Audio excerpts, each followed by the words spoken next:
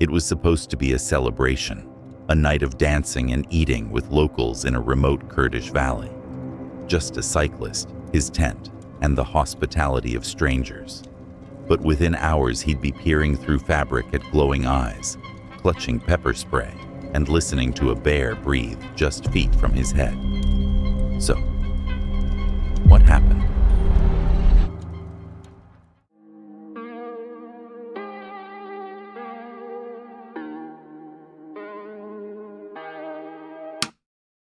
The first video tonight comes from Louis Blake, an Australian adventurer who traverses extreme regions on two wheels, capturing raw survival situations as they unfold. His channel thrives on the contrast between human hospitality and wilderness hostility. And if you've ever wondered what happens when friendly locals leave you alone with a pile of fresh meat in bear country, well, the footage exists, so here we are. It's June 14th, 2026, Kurdistan, northern Iraq. Seeds, water, chips, and a bag of fruit in there.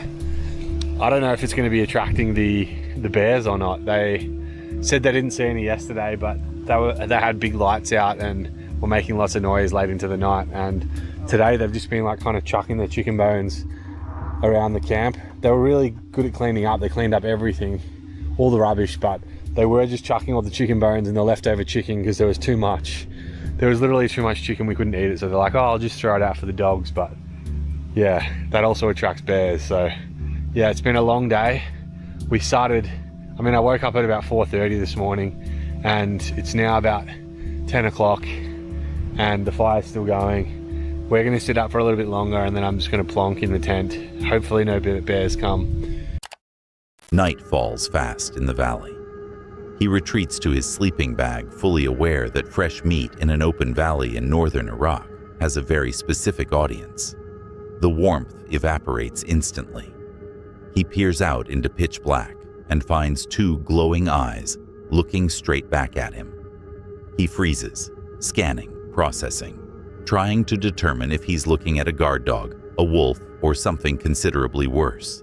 Left and it's like suddenly becomes so silent. I hear wolves howling, then I step on a mud crab kind of thing. I see two eyes. Oh man. Yep. You hear that? Man.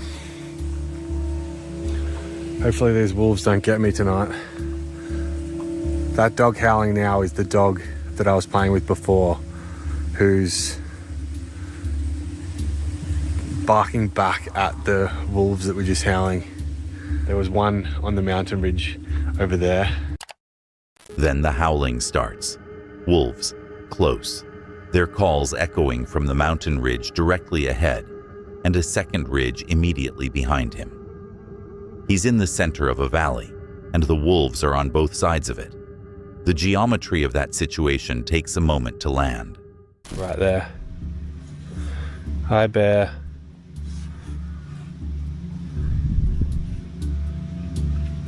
Hi, bear. What the hell is that? My God, do you hear that?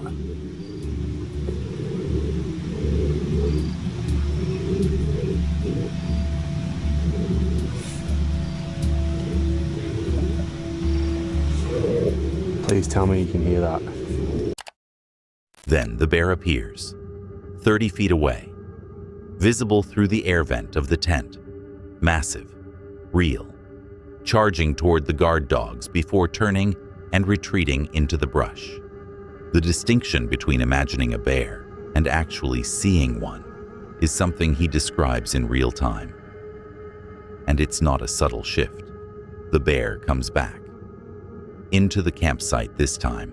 He keeps the tent light on to signal his presence and talks to it directly. Hi bear, I'm in here. Leave me alone. While listening to the heavy thuds of it crossing the creek. Mere feet from the canvas. The bear is close enough to hear breathing. Then his protection leaves. A military patrol passes through and inadvertently takes the guard dogs with them. And in the silence that follows, the camera picks up heavy guttural breathing and grunting right outside the tent. No dogs, no patrol, just him and whatever's out there deciding what to do next. Morning.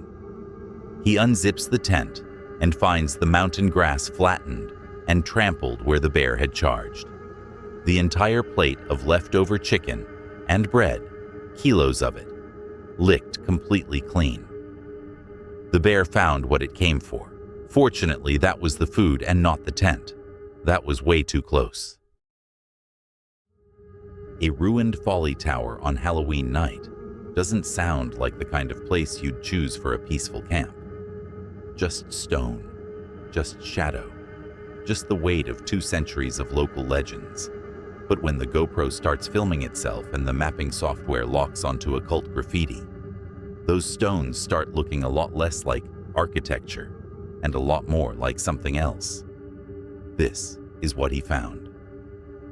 The second video tonight comes from Mandog Wild, a UK solo wild camper who blends bushcraft with overnight stays in historic, remote, or allegedly haunted locations. His channel focuses on raw environmental reactions and testing gear under pressure while investigating areas of high strangeness. Spending Halloween night in a place locals avoid year-round seems like a bad idea on paper. In reality, it's worse. It's October 30th, 2023, Racton Monument, West Sussex, United Kingdom.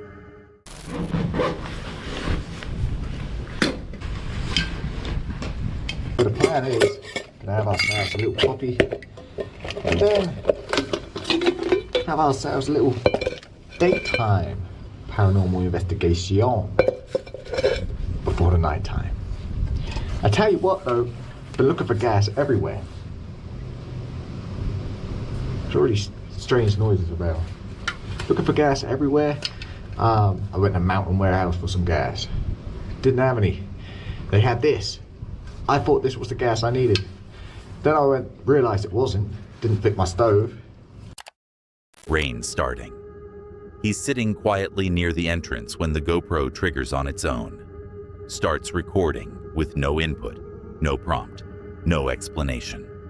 And simultaneously across his phone, his spare batteries, and his power banks. Rapid, severe drain. All of it at once. So, what I understand is if the stick is, you want to ask them to maybe put their hand up in the air or something like along those lines. Something else is raise your left leg.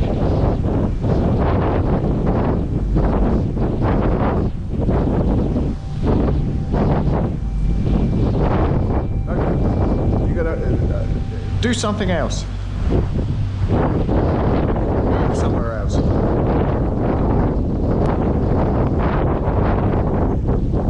Yes, it's a bit, you know, just a bit creepy that. He runs a circuit of the central chamber to test whether the software is simply looping an error. It ignores every blank wall on the circuit, maps nothing, then passes back over the exact same graffiti mark, and locks on again. Same spot, same figure. The air feels heavy in a way he describes as unlike anything ambient. The software isn't reading the room. It's reading one specific thing on one specific wall. I'll start. Are there any spirits present with us tonight?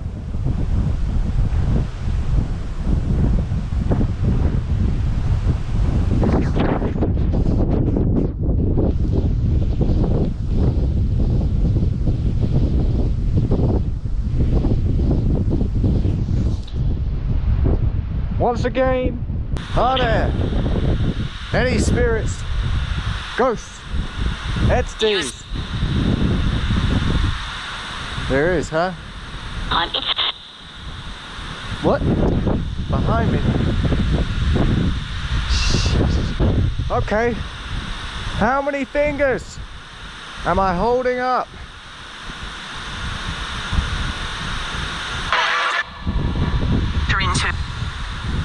What?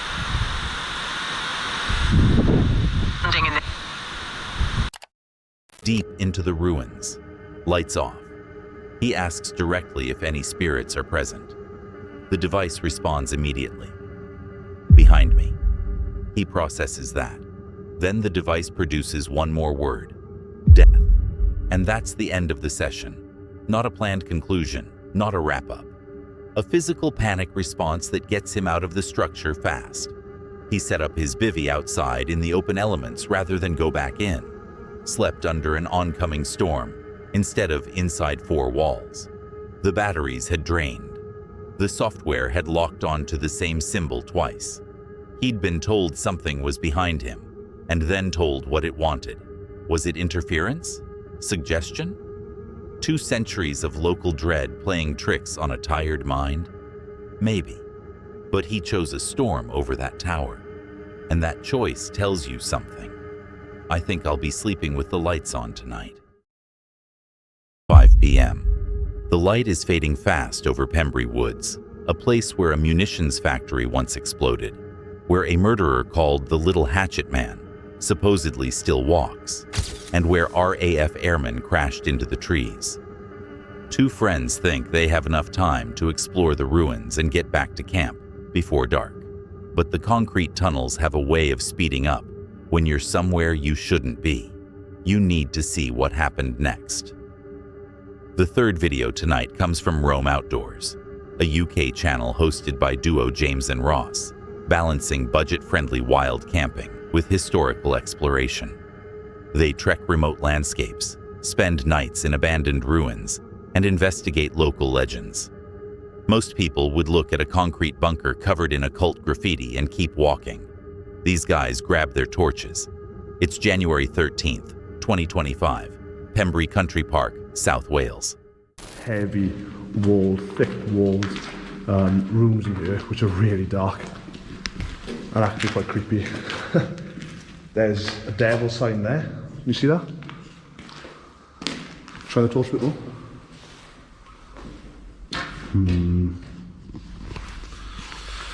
Should we come back here tonight and investigate? Sure, why not? It's not like I like living or anything, is it? Let's just hope this footage leaves the GoPro.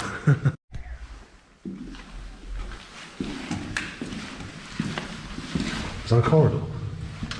Yep. Oh, I don't know about this, Ross.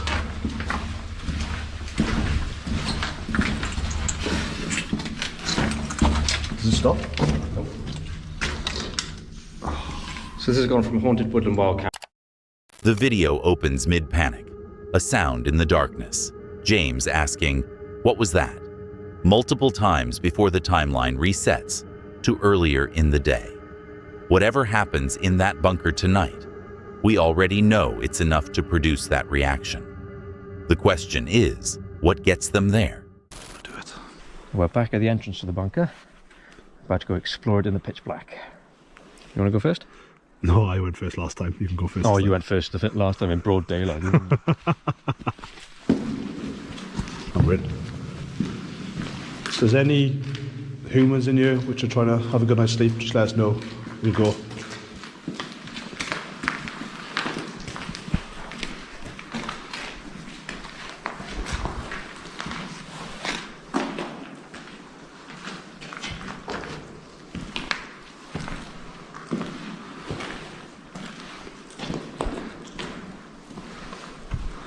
It's horrific.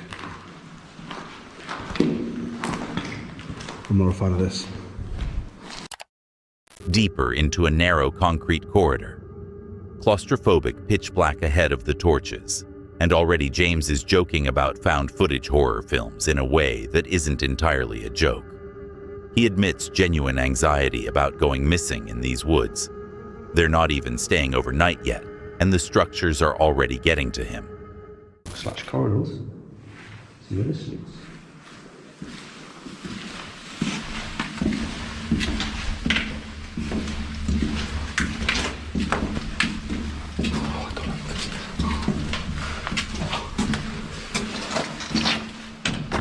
This is like sort of a horror movie. The Blair Welsh Project.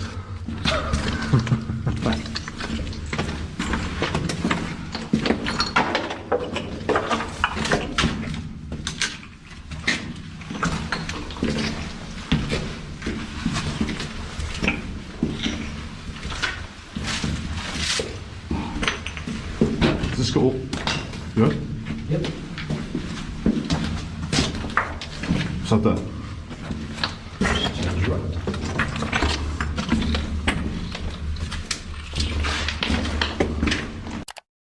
Navigating spray-painted corridors, James starts talking about skin monsters sleeping in the dark corners waiting to be disturbed, which sounds like a joke, except the way he says it suggests his brain has started believing it slightly more than he'd like. Off. Wish me luck. No, I don't like this. I don't like this. Mate, what was that? What was that? What was that? What was that? What was that? Can you down there?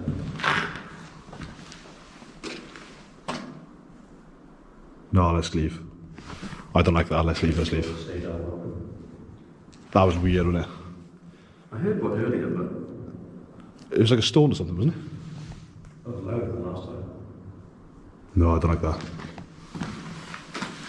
Let's go. Let's get out of the room, dude. It's time to leave. It's time to leave, ladies and gents. Let's go. Goodbye, everyone. Stay here. Do not follow me.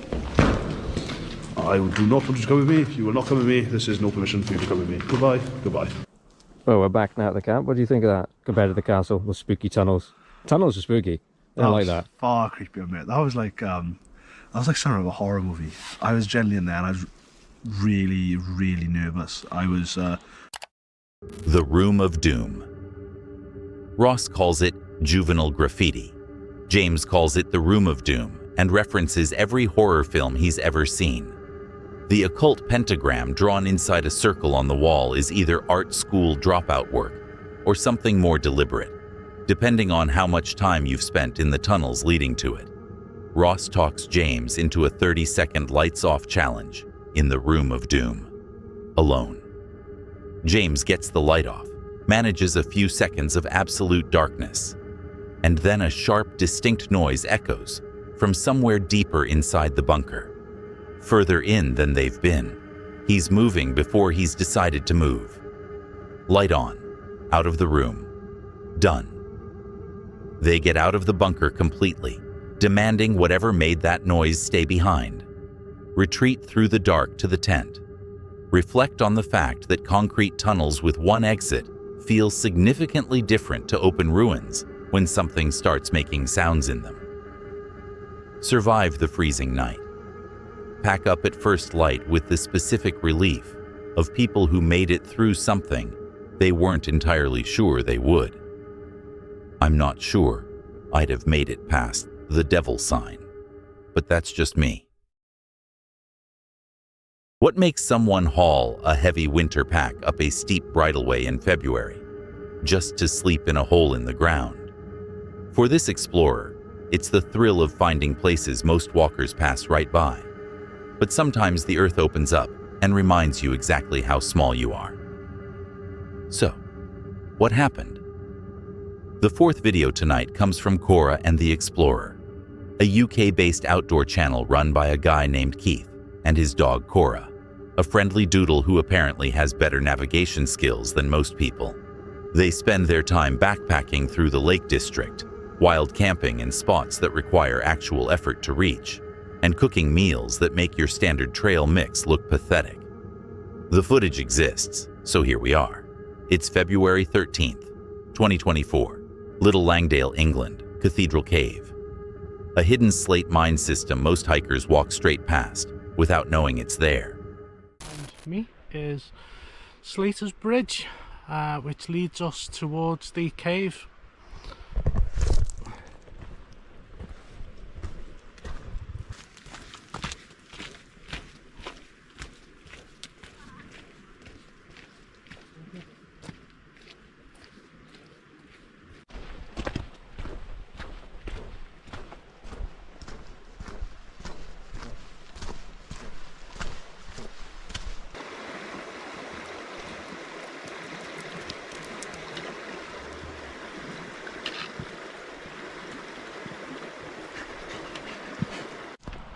So if you follow the bridle way from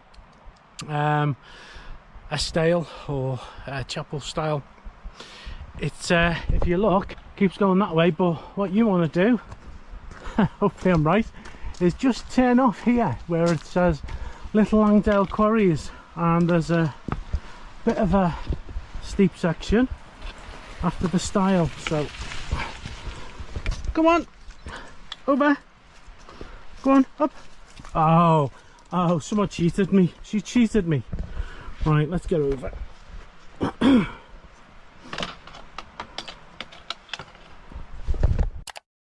Steep bridleway from Chapel Style. Heavy winter kit. Keith is winded by the time they reach the quarry turnoff. Cora is not winded.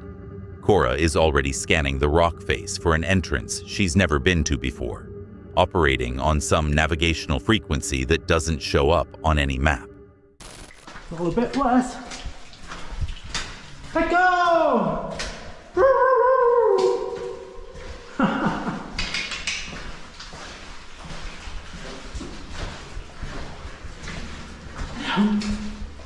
Meow. Come on then. She's a bit excited now. And here we are. Wow. Fantastic. Look at that.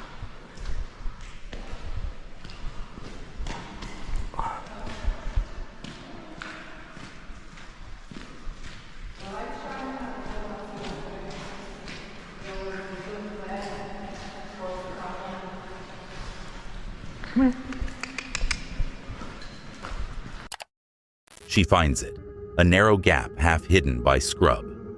They step from bright winter daylight into absolute darkness in about 2 strides. The slate tunnel doesn't ease you in, it just takes you. Pitch black, completely unlit, walls close enough that every footstep amplifies into something that sounds like it's coming from behind you.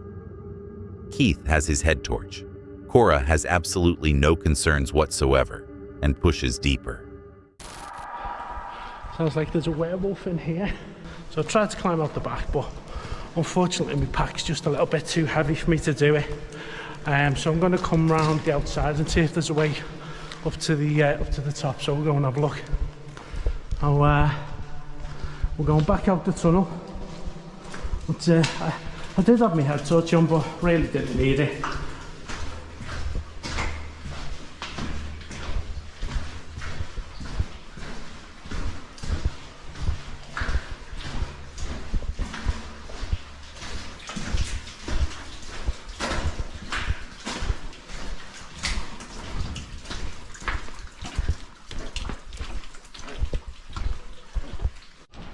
Come on. Yeah, just wait. No, wait. Just wait a minute. There we go.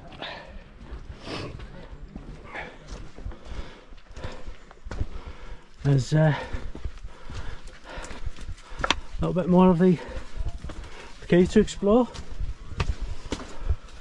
Come here, Cora. Deep in the rear caverns of the main cathedral chamber, Keith spots a potential exit. A narrow vertical chimney cut through solid rock. He attempts the scramble with the full winter pack still on. The pack is too wide. The chimney wins. And in the moment he's hanging there catching his breath, the cave produces something it had apparently been saving. Deep rolling echoes reverberating through the stone. Not footsteps, not dripping water.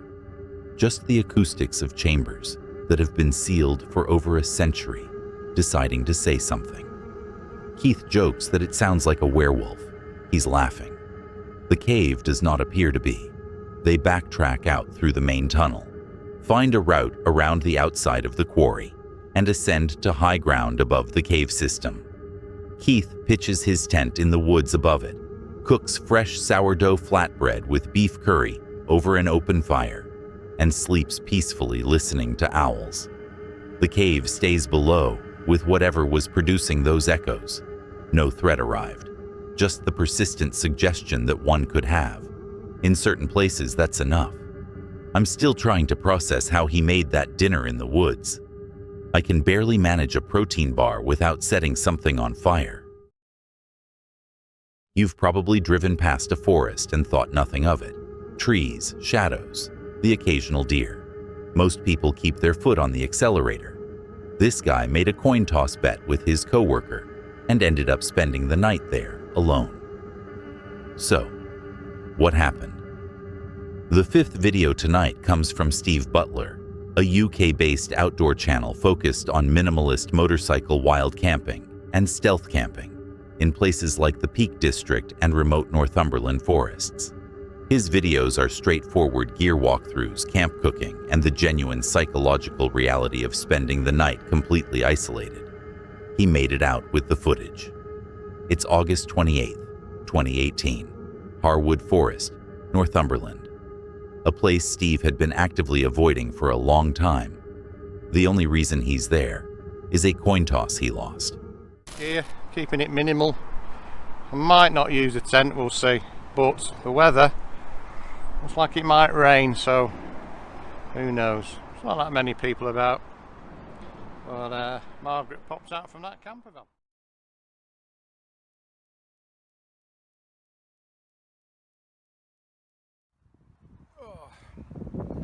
It's a right drag up this A1. Thought I'd have a quick stop. Get the old monster in.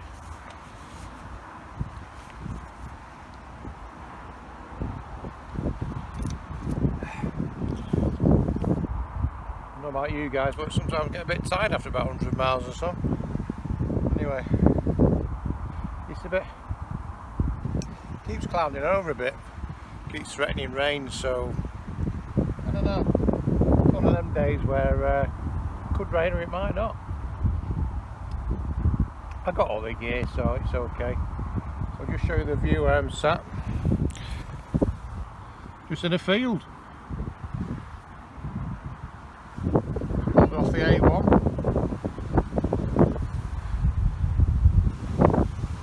A breeze getting up as well. Just saw a little entrance there. Came in, turned round, and Bob's your uncle. Deep into the woodland now. The scale of it registers slowly. Dense, unbroken, the canopy swallowing the last of the evening light faster than expected. No traffic hum, no distant voices, nothing human in any direction. The shift from peaceful to isolating happens without announcement. Doesn't look like a blue bike anymore, does it? So I'll just show you. It's getting dark already. What time are you on now? So it's going to be dark in a bit.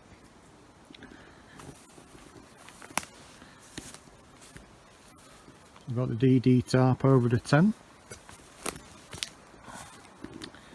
I've got my new chair, which Yvonne bought me. So it's an OEX. Cooking gears there, ready to use in a minute. Now this looks like where we're in. I'll spin round. So that's. He tries distraction, brewing a homemade midge repellent from citronella, tea tree oil, and garlic puree, which sounds like a recipe for keeping everything away, including himself. Trail camera deployed on a nearby game pathway. Whatever comes toward him in the dark tonight, he wants it on record first. Water-based bit, and what I want to do, obviously, herbs have oils in, so what I want to do, try and release them a little bit. So I use a mortise and pestle. And just literally release the oils.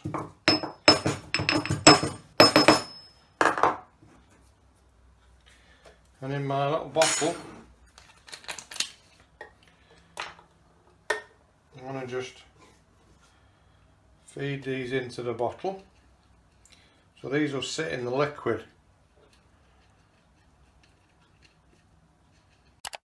Complete blackness, red headlamp on to preserve night vision, and footsteps, heavy, deliberate, crunching through dry undergrowth, right outside the camp perimeter. Not a distant rustle. Right there, something moving without any particular attempt at quiet. He shines his light into the brush and calls out, "Hello? Hello? Anybody here?" The words go in and nothing comes back. Just silence. The specific loaded kind that arrives after you've announced yourself and the dark doesn't respond. He admits to the camera he's frightened. He's questioning the coin toss. He's questioning everything, really. 1 hour of sleep, restless, paranoid, every sound, doing overtime. Morning arrives, and a deer jumps through the trees right beside camp, and the footsteps get their explanation. Local wildlife, moving through the brush the way wildlife does, amplified beyond reason by total darkness and complete isolation. Was it just a deer? Almost certainly. But almost certainly does a lot of heavy lifting when you're alone in Harwood Forest at 2 a.m. with a coin toss to blame for all of it. Would you have stayed the whole night?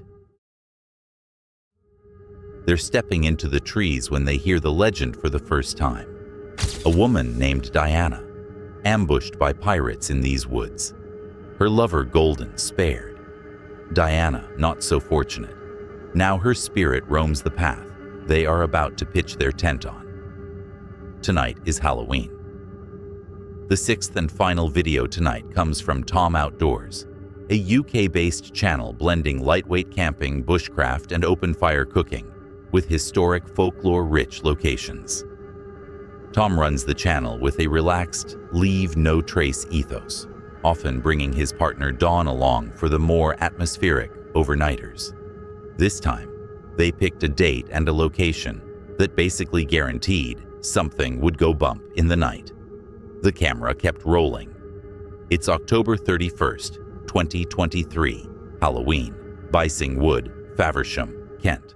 Through Bicing Wood, and that is the focus of this video and wild camp. So supposedly the story goes that Bicing Wood is haunted by a headless woman. And yeah, quick background on the story. So many years ago, we're talking hundreds of years ago probably, a woman named Diana and her lover Gordon, each of them lived, one of them lived at Sindal Manor, now Judd's Folly Hotel. I think that was her actually, and he lived here in Davington, and they used to meet up secretly at night in Bicing Wood. So probably having an affair or something, something sordid anyway. And one particular night that they met up in Bicing Wood, as that was halfway between their homes, they were set upon by like a gang of muggers, you could say. Faversham at the time was heavy. Into Bicing Wood. Tall, thin trees packed tightly enough to kill visibility beyond a few feet in any direction. Head torches doing limited work against the density of it. Tom and Dawn navigate toward the clearing they scouted earlier, the canopy swallowing every beam of light before it can reach anything useful. The wood is very good at making you feel like you're being funneled somewhere. Diana or Diana's ghost. The footpath that goes through this wood that we took to find this spot is known by locals as Diana or Diana's Walk. So who knows, we could actually be camping in the very spot where that brutal murder took place many years ago. It's pretty cool, pretty spooky. We've heard Midnight, fire going, pumpkins being carved, and Tom starts retelling the history of Diana's walk, the path they're camped on, where she supposedly still moves.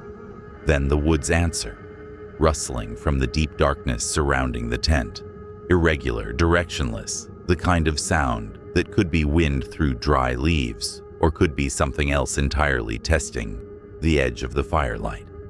They finish the pumpkins. The fire dies down. They go to bed with whatever's out there still moving in the tree line. The night passes damp and unsettled. Morning arrives with mist and the gradual confirmation that they are, in fact, still in one piece. No apparition, no footsteps on the path, just the specific psychological weight of a legend told around a fire in the exact location it supposedly happened, and a long night spent convincing themselves that every rustle was definitely just a squirrel. Started as a spooky campfire story, ended as a test of how long two people can lie awake in a lightweight tent on Halloween night before exhaustion wins. But honestly, I'm not sleeping in Bissingwood anytime soon. That's it for tonight. If you watched all the way to the end, you're either very brave or you made some questionable life choices. Either way, like and subscribe, hit the bell, and click one of the videos on screen. I'll be back soon with more reasons to stay indoors. See you then. And if you made it this far, there was a hidden word somewhere in tonight's video. Drop it in the comments if you caught it.